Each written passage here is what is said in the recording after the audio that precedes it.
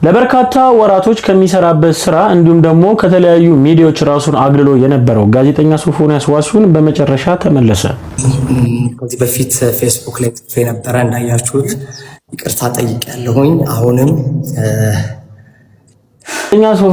ጋዜጠኛ ሶፎንያስ ዋሲሁን በኢትዮጵያ በትልልቅ ቦታ የሚሰጣቸው ሚዲያዎች ላይ መስራቱን ሁላችንም አንረሳውም። እንግዲህ ሶፎንያስ አሁን ከተመለሰ በኋላ ለኢቢኤስ ቴሌቪዥን ጥያቄ አቅርቧል።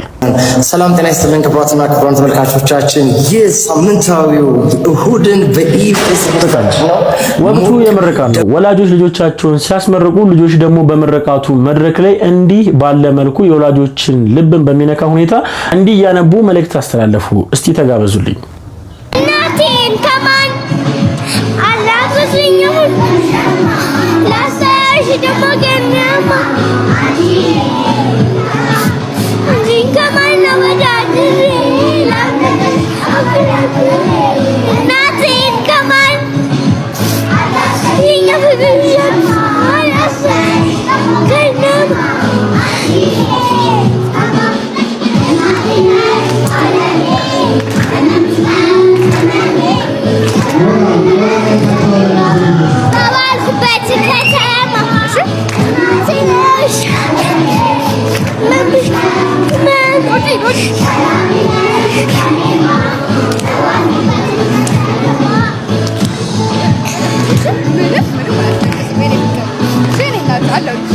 እንዴት ተመለከታችኋት? ሆነን ለመናገር የበርካቶችን ልብ ነክታለች። ለወላጅ እናቷም ደግሞ በእንባ እያለቀሰች እንግዲህ ይህንን መዝሙር ዘምራ ለእናቷ እንግዲህ መልእክቱን አስተላልፋለች። እጅግ በጣም መታደል ነው የዚች ልጅ ወላጅ መሆን። ለማንኛውም ግን እንግዲህ ፈጣሪ ጠብቆ በክብር በሞገስ ያሳድግልሽ ለማለት እወዳለሁ። እናንተም እንግዲህ ኮሜንት ሴክሽን ላይ የገባችሁ መልካም ምኞት ተመኙላት ለማለት እወዳለሁ። ወደ ሌላ ጉዳይ ስንሄድ በዚህ ጋር በወላጁ ደስተኛ ሆኖ ወይም ደግሞ ለወላጁ እንግዲህ ያለው ፍቅርና ስሜትን መግለጽ ከብዶት በእንባ እየተራጨ ልጅ እንደዚህ አይነት መልእክት ሲያስተላልፍ ስንመለከት እንግዲህ ደግሞ በተቃራኒው ደግሞ ከሰሞኑ እንግዲህ በሶሻል ሚዲያ ላይ በርካቶች እየተቀባበሉባት የነበረችው ዴዚ የወላጅ እናቷ ህልፈትን ተከትሎ በርካቶች ሀሳባቸውን ሲሰጡ ነበረ። እጅግ በጣም በሚያሳዝን ሁኔታ እንግዲህ ወላጅ እናቷን ካጣች በኋላ ምንም አይነት ቪዲዮ ባትለቅም፣ ነገር ግን በሷ ጉዳይ በርካቶች ሀሳባቸውን እየሰጡባት ይገኛሉ። እስቲ ለማንኛውም አንድ ቪዲዮ ለጋብዛችሁና ተመልሼ እመጣለሁ።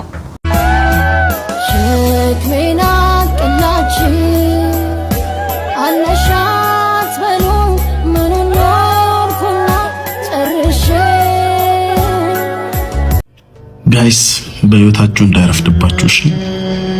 የዴዚ ማዘር ምን እንዳጋጠማት ሰምታችኋል? በጣም ነው ያዘንኩት። የዴዚ ማዘር ማለት ለኔም እንደ እናቴ ነበረች። እስቲ የሆነ ቪዲዮ ላሳያችሁ።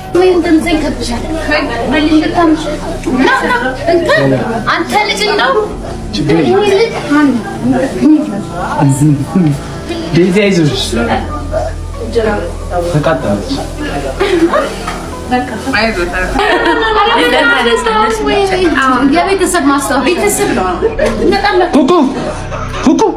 ብርቱካን ስታ ይቅርታ እንደላኩልህ ረስቼ ቪዲዮ ሳገኝ ጊዜ ከስክሪንሻት ቪዲዮ ይሻለዋል ብዬ ስልክ ከላኩት በኋላ ነው ያንን ዲሊት ካርድ በኋላ ሜሴጅን ያየሁት። አዎ በጣም አሪፍ ነው፣ ደስ ብሎናል። እግዚአብሔር ይመስገን። አንተ የቀን ቁጥር ስጠኝ በእናትህ እንዴ። እስካሁን የበላሁት ጎመኑ እስካሁን ከዓይኔ ላይ አልወጣም። አንተ መስለኝ ለሌላ ሰው ተጽፍ አሁን ሳይሆን የለም። ኤኒዌይ ባጭሩ አፕዴት አድርገህ ነገሮች ትንሽ የተስተካከሉ ይመስላል። ከቤሩታ እናንተም ኦፈር አድርጋት ነበር ነይ ኢትዮጵያ ምናምን ብለህ ጀምረህላታልና በጣም ደስ አለኝ። እና አሁን እሱ ላይ እየሞከርን ነው እና ሳትመጣ አትቀርም። እሺ ከመጣች ግን ለማንም እንዳታወራ። ከመጣች እናንተ ትከባከባታላችሁ። እሺ የእናንተ ጓደኞቿ ናቸው ነገራቸዋለሁ። ብላክ አድርገኛለች ግን በዚህ ዴዚ ተምራት ነው 2 ቁጥር በሚለው ጻፍላት ነው ታነባለች። ያኛውንማ እሱ እኮ ነው ኮንትሮል የሚያደርገው ድሌት እያደረገ ብላክ እያደረገ ነው ጓደኞቿ ነው። ግን ምን እንደነ እህቴ አንድ ያለበትን ትልካለኝ ተከታተለኝ። ያው ምን ቲክቶክ ወጥቼ ነበር ግን ሞን እንዴት እንዳመጣችው ማለት እንዳሳዘነች ነገር ያሳዝናል ብላ ቤቱ ገልታ እንደዚህ ምናምን ብላ በቃ ዙራ ስትልቅ በቀላል እና ይቺ ምስኪን እናት ሁሌ ስለ ልጇ ነው የምታስበው። ሁሌ ስለ ልጇ ነበር የምትጨነቀው።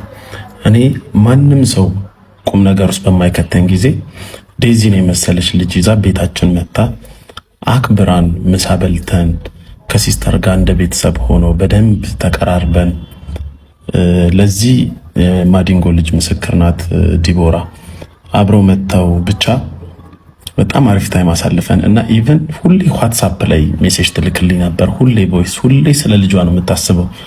ይሄ ዴዚ አማርኛ ስለማትችል አትሰማውም። ብትሰማውም ችግር የለውም። ለሌሎቻችሁ እንዳይረፍድባችሁ ነው። እናታችሁን የሚበልጥ ነገር አይምጣባችሁ። ብታስከፋችሁ ራሱ አደባባይ ላይ አትወጡ። ዴዚን በቻልኩት መጠን እሷ እንዳለች ለመምከር ሞክሬያለሁ። በጣም ግን እኔ እንጃ ሰምሃው ብሎክ እደረጋለሁ ኢንስታግራሟ ላይ በቃ መጥፎ ጓደኞች ነው የገጠመችው። ስለባሏ ምናምን አይደለም ብለው ግን በቃ የሚመክራት ሰው በጣም መጥፎ ሰው ነበር በዙሪያዋ። ለምን አትሰማም ነበር? እናትሽን አታስቀይሚያት፣ እናትሽን ሚዲያ ላይ አትውጣ። በጣም ነው የምላት። በጣም አሁን ይኸው ጸጸቱ እድሜ ልክ የሚለቀት አይመስለኝም። ለሌሎቻችሁ የምላችሁ ቤተሰቦቻችሁን አታሳዝኑ። አሁን እኔ የእናትየዋን ዋትስአፕ ላይ ስትልክልኝ የነበረው እንዴት ልጇ እንደምትፈልግ እንዴት እንደምትሳሳላት ሳስበው በጣም ነው ያመመኝ። የልጇን እንዴት ልበላችሁ ከልጇ ጋር ሳትታረቅ ማለፏ። ምክንያቱም ኤቭሪ ታይም ልጇ ነበረች ከፊት የምትመጣው። ኤቭሪ ታይም እንዲሆነች እኮ እንዲሆነችብኝ። ለምን ማንም ሳይኖር ምንም ሳይኖራት ልጇን ጠንክራ ብቻዋን እንደ ሲንግል ማም ያሳደገቻት እሷ ናት። እና ሰምሃው የተሳሳተ ነገር ቢኖር ራሱ እንዲህ መቆራረጥ የለባቸውም ነበርና እናንተም የእድሜ ልክ ጸጸት እንዳይዛችሁ። አንዳንድ ጓደኞች ደግሞ ተው፣ ከራሳችሁ ቤተሰብ ሳትጣሉ ሰውን ከቤተሰብ አታርቁ። ምንም ቢሆን እናት ናት። እና በጣም ነው ያዘንኩት። ቲናዬ የኔ እናት ነፍስሽ በሰላም ትረፍ። እግዚአብሔር ከደጋጎቹ ጎን ያሳርፍሽ። ጋይስ አይርፈድባችሁ ሁላችሁም። አመሰግናለሁ። ሁሉን ለመናገር በዚህ ጉዳይ ላይ አንድ ሐሳብ ለመስጠት ያህል ፈጣሪ ሁላችንም ከማርፈድ ይጠብቀን። እንግዲህ ምንም አይነት ነገር ቢፈጠር አንዳንድ ጊዜ የሰውን ህይወትን እንደመናገር ቀላል አይደለም። ህይወትን ስንኖረው እንግዲህ ዴዚ በገጠማት ሁኔታ ወይም ደግሞ ከቤተሰቦቿ ጋር በነበራት ሪሌሽን ደከም ያለ ሆኖ ወይም ደግሞ ከእናቷ ጋር በቅርበት ባትገናኝም ነገር ግን እንግዲህ የማይቀር ሞት አለና እናቷን ነጠቃት። እጅግ በጣም ያሳዝናል። ከረፈደን ቢሆን እንግዲህ የመማሪያ ይሆናልና ወደ እናንተ አመጣውላችሁ። በርካታ በሶሻል ሚዲያ ላይ እንግዲህ እየተቀባበሉ ስለሷ መጥፎም ጥሩ የሚያወሩ ሰዎች አሉ። ሐሳቤን ለመስጠት ያህል ግን እስቲ ሁላችሁንም ልጠይቃችሁ። ወላጅ እናት ወይም ደግሞ ወላጅ አባት ያላችሁ እንዲሁም ደግሞ እናትም አባትም ያላችሁንም ያማክላል። ለወላጆቻችሁ ደህንነት ለመጠየቅ በስልክ ከደወላችሁላቸው ምን ያህል ጊዜ ቆያችሁ? እስቲ ይሄን ወደ እናንተ ህይወት ውስጥ ቀይሩትና ወይም ደግሞ ወደ እናንተ ህይወት ውስጥ ጥያቄውን አስገቡትና እስቲ ራሳችሁን ገምግሙ። ለወላጆቻችን ምን አይነት ፍቅር እያሳየናቸው ነው? ምን አይነት ቅርበትስ እያቀረብናቸው ነው? ይህ የሁላችንም የቤት ስራ ይሆናል። እስቲ ለማንኛውም ሐሳባችሁን ኮሜንት ሴክሽን ላይ ገለጹበት፣ እንወያይበታለን። ወላጆቻችሁን ፈጣሪ እንግዲህ ጠብቆ ያኑርላችሁ ለማለት ወዳለሁ። ወደ ሌላ ጉዳይ ስናልፍ እንግዲህ በመግቢያ የገለጽኩላችሁ አንድ ርዕስ አለ። ጋዜጠኛ ሶፎንያስ ዋሲሁን እንግዲህ ጋዜጠኛ ሶፎንያስ ዋሲሁን በደረሰበት ጉዳይ ወይም ደግሞ የገጠመውን ችግርን ሁላችንም የምናውቀው ነው። ስለዛ ጉዳይ ማውራትም አይጠበቅብኝም። እንግዲህ ከዛ ሁላ ድካምና ከዛ ሁላ ልፋት ወይም ደግሞ ከዛ ሁላ ስቃይ በኋላ አሁን ላይ አለው ሲል በቲክቶክ ፕላትፎርም ላይቭ ገብቶ እንግዲህ ሐሳቡን ገልጾ ብቅ ብሏል። በነገራችሁ ላይ ወደ ኢቢኤስም ለመግባት እቅድ እንዳለው እንግዲህ አንድ ላይ አክሎ ተናግሯል። እስቲ ቪዲዮቹን እየጋበዝኳችሁ እንወያይባቸዋለን። ጋዜጠኛ ሶፎንያስ ዋሲሁን ከሳምንታት መጥፋት በኋላ ዛሬ ላይቭ ላይ ለኢትዮጵያ ሕዝብና ለኢቢኤስ ባለቤቶች መልእክትን አስተላልፏል። ጋዜጠኛው እንግዲህ ቦርናጌ የነበረውን ቆይታ አጠናቆ ዛሬ ለኢቢኤስና ለኢትዮጵያ ሕዝብ አስተላልፈው መልእክቱ የኢትዮጵያ ሕዝብ ይቅርታ የሚያደርግልኝ ከሆነ ኢቢኤስ መዝናኛን በአንድ እግሩ ነው የማቆመው፣ ወደ ቀደመ ክብሩ እመልሰዋለሁ። ኢቢኤስ መዝናኛ አስፋው መሸሻ ከሞተ በኋላ በጣም ተዳክሟል፣ ብዙ ሰዎች የለቀቁ ነውና እኔ ግን አታስቡ፣ ወደ ቀደመ ክብሩ እመልሰዋለሁ ብሎ በልበ ሙሉነት ተናግሯል። እስቲ እናንተ የሶፎንያስ በመምጣቱ ኢቢኤስም ለመግባት በማሰቡ ምን ተሰማችሁ? ሀሳባችሁን ኮሜንቶች ላይ አስቀምጡልኝ። ቪዲዮን ልጋብዛችሁ። ሶፎንያስ ዋሲሁን ነኝ፣ የኢትዮጵያ ቴሌቪዥን ይቅርታ አድርጉልኝ። ሶፎንያስ ዋሲሁን ኢትዮጵያ ቴሌቪዥን ኢዮሲ ቴንክ ዩ ሶ ማች እናመሰግናለን። ክቡራትና ክቡራን ሰላም ጤና ይስጥልን። ክቡራትና ክቡራን ተመልካቾቻችን ይህ ሳምንታዊው እሁድን በኢቢኤስ ዝግጅታችን ነው። ሞቅ ደመቅ አድርገን አብረናችሁ ቆያለን። ብያላችሁበት ስለምትሰጡን እጅግ የተከበረ ጊዜ እናመሰግናለን። ሉላ ገዙ ከኛ ጋር አብራ ነው ያለችው። ዘና በሉ ፈታ በሉ። እሁድን በኢቢኤስ እኔና ሉላ ከዚህ በኋላ ሞቅ ደመቅ አድርገን እንቀጥላለን። ማክዳ ይሄ ቪዲዮ ከደረሰሽ አለሁልሽ። ህዝቡ ብቻ ይቅር ይበለኝ። እሁድን በኢቢኤስ በአንድ እግሩ እናቆመዋለን። አስፋው መሸሻ ሞተ ተብሎ ፕሮግራሙ አሁን እኮ ቻናሏን መጣ አይደለ? ድጋሚ ኢቢኤስ እንዲታይ አደርግልሻለሁ። ማክዳ የኢቢኤስ ባለቤትሽ ከዚህ ዓለም በሞት ስለተለየ አማን ፍስሐ ሲሆን በእውነት በጣም አዝኛለሁ። ጥሩ ሰው ነው። ለራኬብ መኪና ገዝቶ የሰጠ ትልቅ ሰው ነው። አማን ፍስሐ ሲሆን ራኬብ ጎበዝ ሆነሽ ማለት ነው። እና ቤቱ የተከበረ ቤት ነው። ኢቢኤስ ብዙ ሰው ለትልቅ ደረጃ ያደረሰ ነው። ናፍቆትና ሊያ ዛሬ ቻናሏን የከፈቱት በኢቢኤስ ነውና እንግዲህ በራሱ አንደበት የተናገረውን ሰምታችኋል። ጋዜጠኛ ሶፎንያስ ዋሲሁን ይህን ቃል ሲናገር እንግዲህ አስፋው መሸሻ ከኢቢኤስ ቴሌቪዥን በሞት ካጡት በኋላ ኢቢኤስ ምንም አይነት ወዘና የለውም፣ ወዘኖም ጠፍቷል። እኔ ድሉ አግኝቼ አሁን ላይ በመለስ እውነት እላችኋለሁ የሚያኮራ ስራ እሰራለሁ፣ ኢቢኤስንም ወደ ቀድሞ ክብሩ መልሰዋለሁ ሲል በራሱ አንደበት ተናግሯል። እናንተ እስቲ ምን ትሉታላችሁ? በዚህ ጉዳይ እስቲ ምን አይነት ሐሳብ አላችሁ? ተስማማላችሁ ወይንስ አትስማሙም? ይሞክር ወይንስ አይሞክር? ሐሳባችሁን ብትሰጡበት እንወያይበታለን። እስቲ ገንቢ ስለሆነ ወደ እናንተ አሳልፍኩላችሁ። በነገራችሁ ላይ በላይ የነበረውን ቆይታ እስቲ ባጭሩ ልጋብዛችሁና መለሳለሁ። እሺ ልጀምር። መላው ኢትዮጵያውያን፣ በመላው ዓለም የምትገኙ ኢትዮጵያውያን፣ የተከበራችሁ ኢትዮጵያውያን ሁላችሁንም ከዚህ በፊት ፌስቡክ ላይ ጽፌ ነበረ እንዳያችሁት ይቅርታ ጠይቄያለሁኝ። አሁንም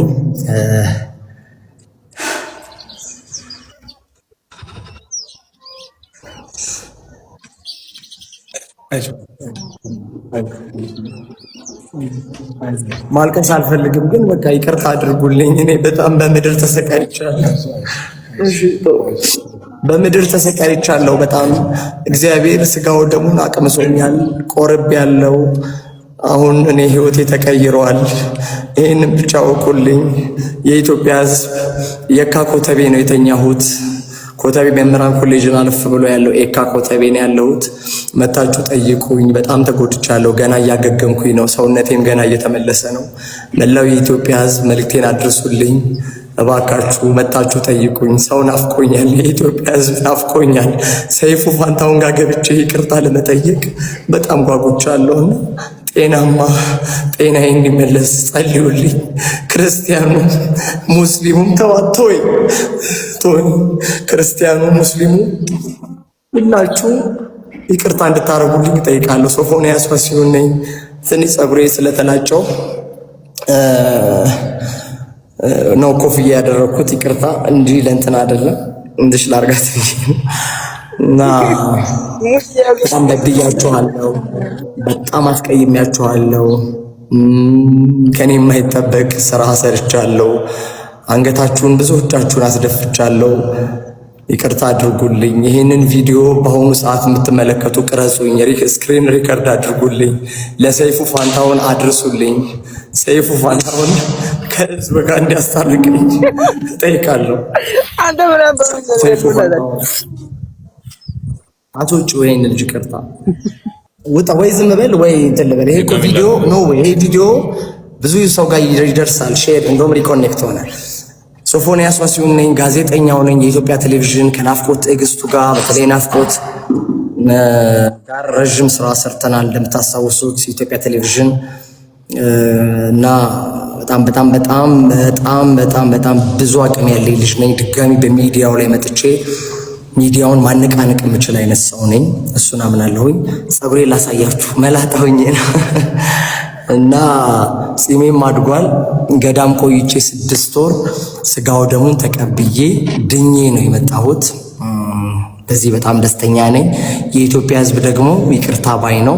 ሰይፉ ፋንታሁን ጋር ይሄ ቪዲዮ እንዲደርስ አድርጉልኝ። ለሰይፉ ንገሩልኝ። ምናልባት ከዚህ በኋላ ሆስፒታል ልቆይ የምችለው 20 ቀን ወይ 15 ቀን ነው የሚሆነው። ምናልባት የአዲስ ዓመት እንግዳው አድርጎኝ ከእናቴ ጋር መድረኩ ላይ ተንበርክኬ የኢትዮጵያን ሕዝብ ይቅርታ እንድጠይቅ በዚህ አጋጣሚ ለምናችኋለሁ ስክሪን ሪከርድ ያደረጋችሁትን ፖስት አድርጎ የኔን ቪዲዮ ፖስት ያደረጉትን ሁሉ ደግሞ ኢትዮጵያውያን ፎሎ አድርጓቸው። ይህንን ቪዲዮ ለመላው ዓለም እንድታደርሱልኝ በእግዚአብሔር ስም እማጸናለሁ። እየቀረጻችሁት ነው አይደል? ቪዲዮ በጣም ጥሩ። ስለዚህ ይህን ቪዲዮ ሪፖስት አድርጉልኝ፣ ዩቲናስ እና ዶናይ ጋር እንዲደርስ አድርጉልኝ። እኔን ያዋረደው እኔን ወደ ህይወት መንገድ ወደ ተሻለ መንገድ ነው የመለሰኝ። በነገራችሁ ላይ ፍሬዘር ፍቃዱን አልተቀየምኩትም። በዚህ አጋጣሚ ፍሬዘር ፍቃዱ ወንድሜ ነው፣ የአዳማው ያስደበደበኝ ልጅ። በጣም ነው የማመሰግነው። ለትልቅ ክብር ለቁርባን ለስጋው ደሙ እንድበቃ አድርጎኛል።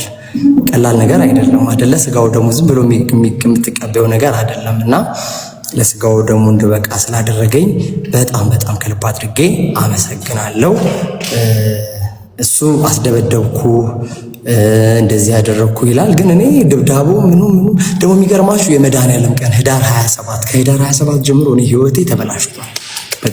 ግን መጋቢት 27 የሆሳዕና ዕለት ታስታውሱ ከነበረ መጋቢት 27 እሑድ ነበረ፣ የፋሲካ አንድ ሳምንት ሲቀረው ማለት ነው አይደለ?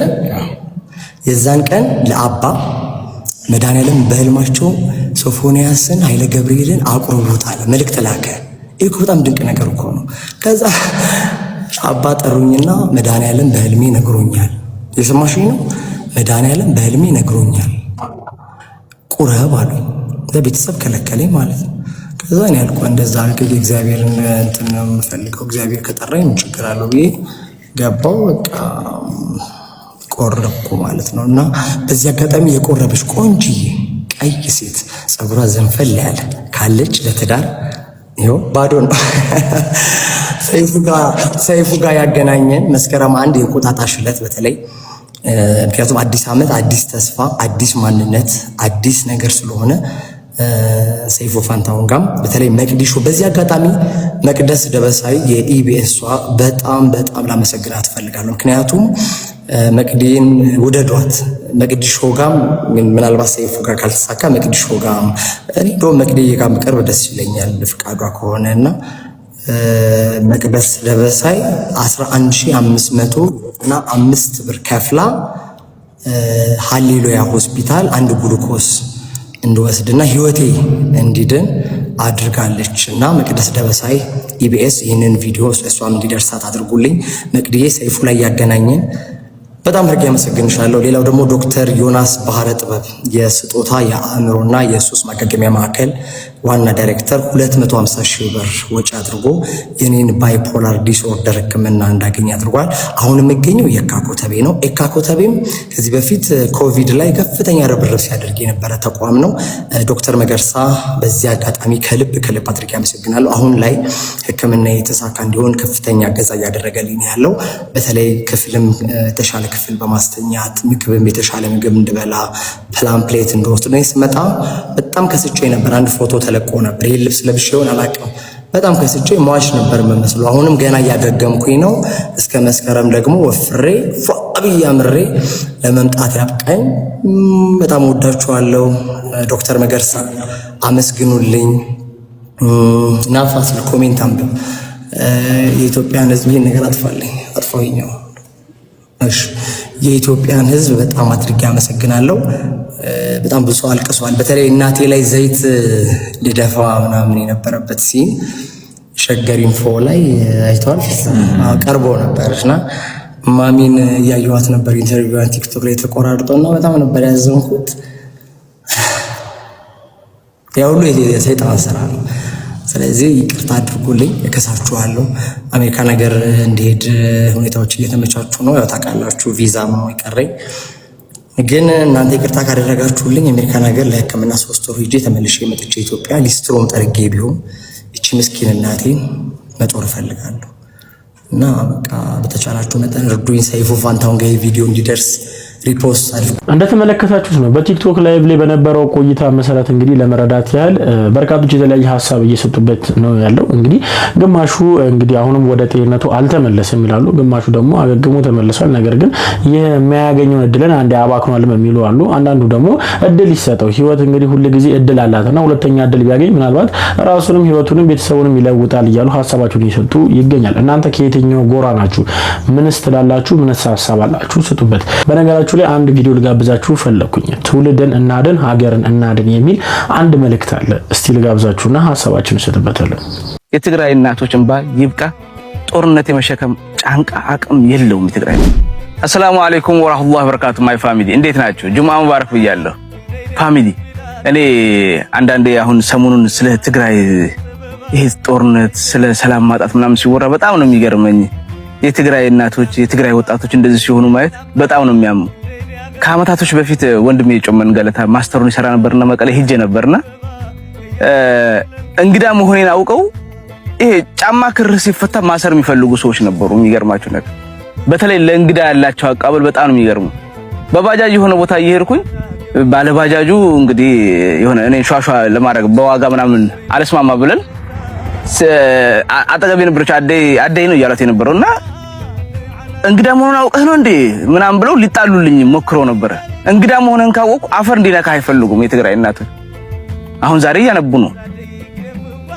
አሁን የትግራይ ህዝብ ጦርነት መቀበል ጫንቃ አለው ብዬ አላስብም። እንባቸው መቼ ደረቀ? በትግራይ የተተኮሰው መሳሪያ ባሩዱ ሽታ መቼ ጠፋ? እኔ ይሄ ነገር ሁላችንም ሊያሳስበን ይገባል ብዬ አስባለሁ። ዛሬ ትግራይ ተነሳ ማለት ነገ ዝም አንተ ጋር ይገባል። እኛ ቤት እስከሚገባ መጠበቅ የለንም። በየክልሉ ይገባል ነገ። ትግራይ የተጎዳ አፋር ሰላም ሊሆን አይችልም መቼም ቢሆን።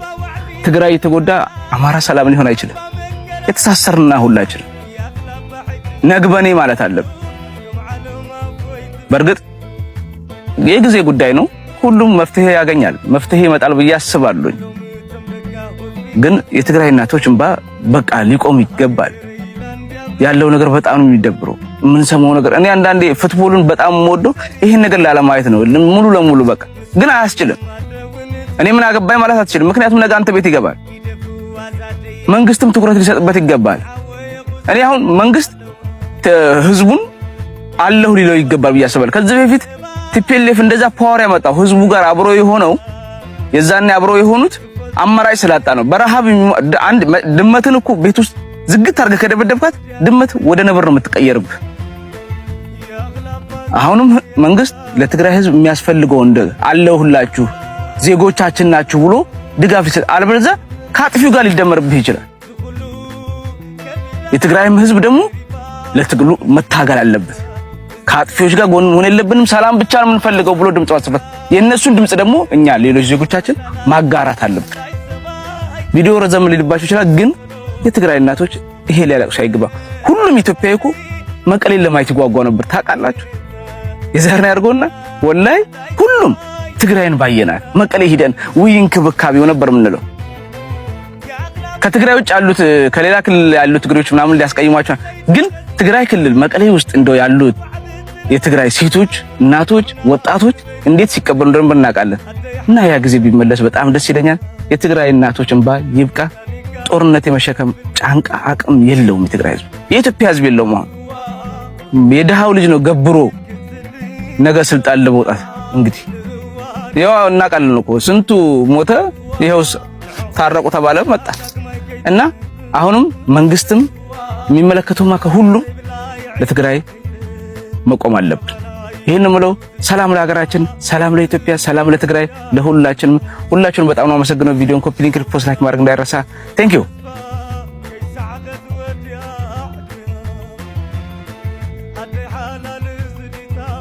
እንደ ሀገር አንድ ህክምና ያስፈልገናል። እሱም ደግሞ ፍቅርን፣ አንድነትን እንዲሁም ደግሞ እርስ በርስ ተቻችሎ መኖርን እንግዲህ ባህላችን አድርገን ለመኖር የምንጠቀመው የሆነ ህክምና ይኖር ይገባል ብዬ አስባለሁ።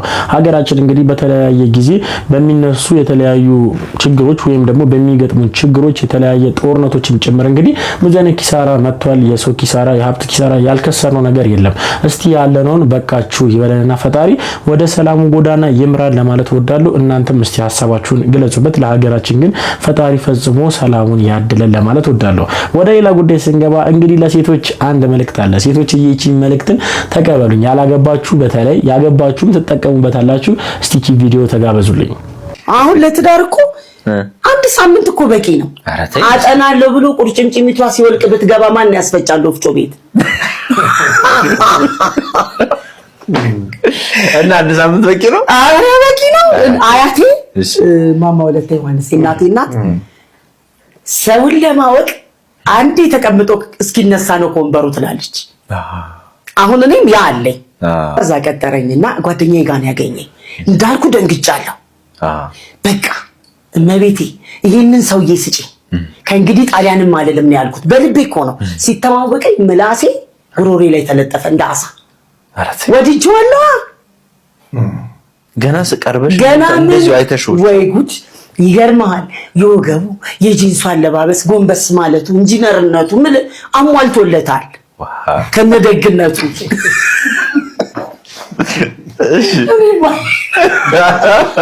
እንዲህ እኮ ነው ቁጭ ብለን እኮ የምንስቀው። አሁንም እንግዲህ 40ኛሽ እሱ ነገር በቃ ቀይር ይላል።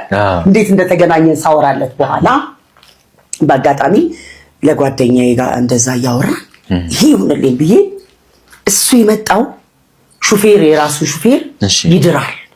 በነገር ላይ ደግ ሰው ነው። ይሄ ሰርቼ ንባንክ ከትቼ እንደ ንብ አሮጣለሁ የሚል ሰው አይደለም። ልጆቼ ይመጣሉ አለ ሹፌሩን ለመዳር ሊያጅቡት ሲመጡ ይመጣሉ ብሏል። እንግዲህ ቁጭ ብለን ከዛ እኔና ጓደኛዬ ጥሬ ስጋ በልተን ጥግብ ብለን እንደው ወይን እንጠጣ እያልን ነው የመጣው።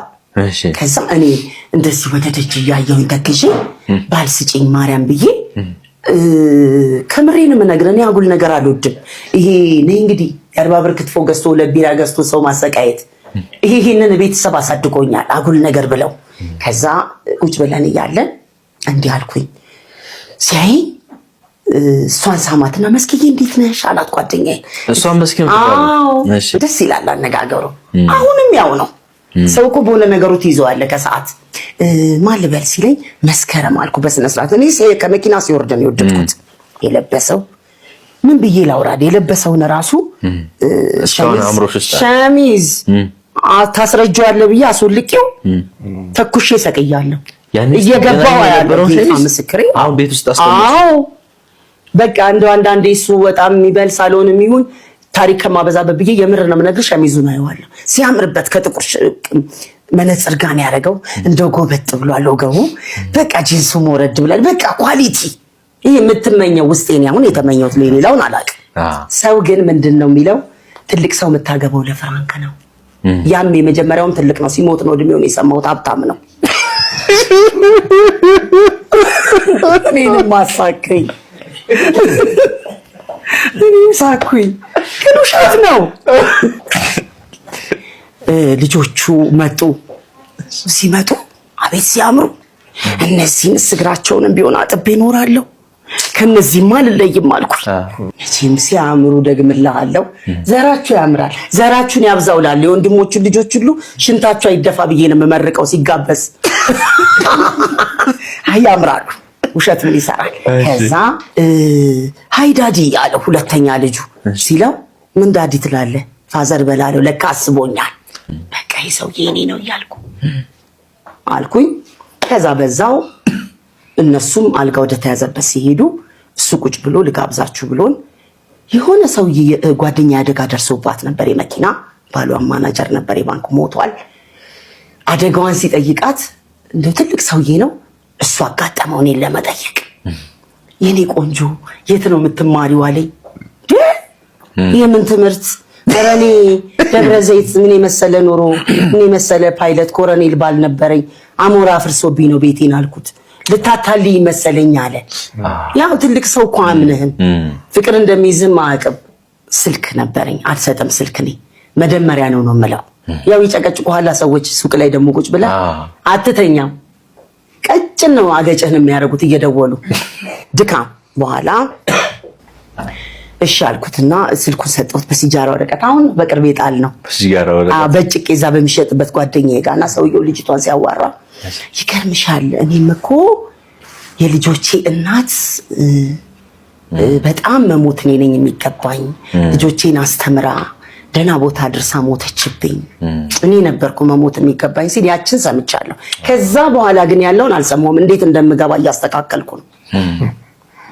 በቃ አይጠቅመኝም። ያው ገብቼ ባረጋጋው ይሻላል አይደለም ይሻላል ምከመለው። ከዛ በሌላ ቀን ቆየንና ፓላስ የሚባል ሆቴል ቀጠረኝ።